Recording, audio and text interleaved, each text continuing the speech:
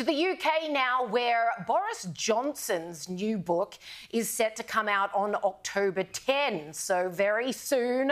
Don't rush to your bookshelves. There's so many spoilers in the headlines already. You barely need to read the book. You've got the best bits already.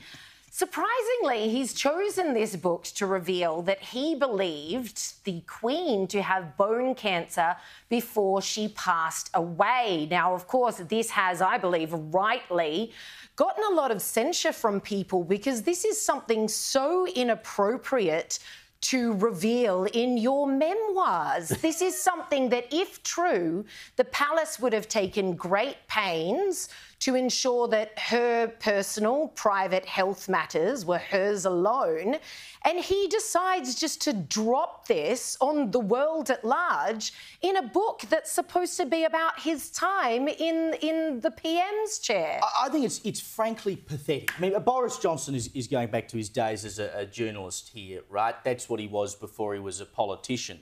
But when you are a journalist, you know that certain things are off the record. I mean, someone says to you, look, I'm telling you this off the record. So you either don't reveal that information or there is a way to reveal that information because they've told it to you because they want you to reveal it without revealing what the source is. It is well known that when you have discussions with the firm, as they call it in the UK, which is the royal family, that is all off the record. Yes. Boris Johnson is trying to sell books here by revealing information that he has no right to reveal. And I can't believe that he would think he would get away with it. I mean, if there is anyone in the world beyond the UK that is beloved, it is the Queen. Yes. And to reveal personal, private, medical information about the Queen. He says he knew for a year before her death that she had bone cancer. I think is a low act. And we don't need to know and we don't want to know. It was none of our business. When we say rest in peace, we mean rest in peace.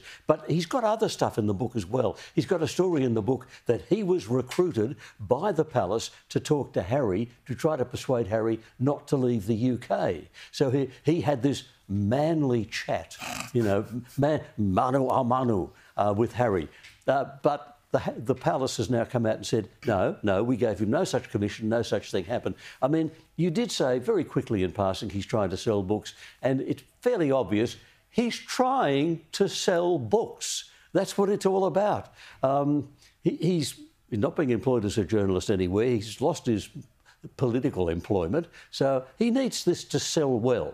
And he's had a look at Spare and he's thought, I can do as well as that. I can spill that sort of stuff. You know, that will sell 1 million copies. I'll be OK. I'll be able to buy the bigger country house, all that sort of thing. But has the bloke no scruples? No, I mean, no. Look, sorry, and I say this as a journalist, former reporter myself. You know, journalists and politicians probably rank up there with used car salesmen and real estate agents when it comes to public perception. But, you know, does the bloke have no scruples to go, oh, look, I should probably leave that bit out of the book?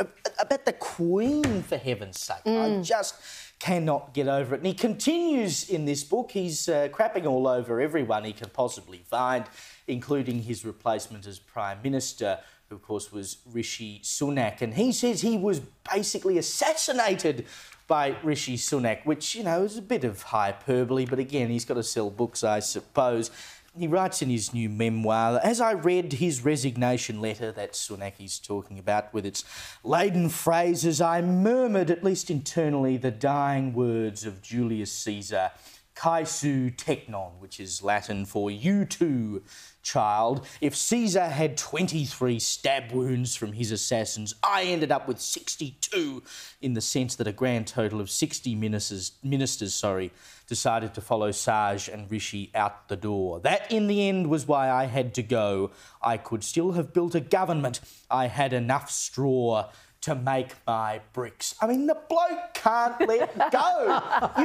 You were deposed as Prime Minister, mate. Sunak ended up replacing you, and here he is trying to rewrite history. I could have held on. He's even gone so far as to suggest that if he was leading the Tories at the election a few months ago, 3 months ago, that he would have retained government. I mean, is the bloke properly delusional? The size of his ego. I have liked Boris Johnson for a long time. He is a likeable chap. And I was glad. Scores. I was glad when he became Prime Minister, but I think, like a lot of Conservative leaders, including ones here in our country, he turned out to be a squib. He signed up to every green policy he could find. And now he's trying to tell us, oh no, if they just left me in charge, it all would have been fine. Give it up. And trying to blame Rishi for this. I mean, he literally writes of Rishi's resignation, it was worse than a crime. It was a mistake, both for Rishi and for the party. Never mind the country. So now it's Rishi's fault that the country has fallen into the Labor Party's hands. It's entirely Rishi's fault. If he hadn't have walked out the door, the others wouldn't. Rishi led the charge according to this grand narrative that he's selling here. And were it not for him, he could still be Prime Minister. There's a very simple message that is running through all of this. Boris Johnson is looking at us really seriously with his serious face and saying, I am important. I am very important. Take me very seriously, because Boris is very impressed by Boris. If Shakespeare was alive, he would write a play about me.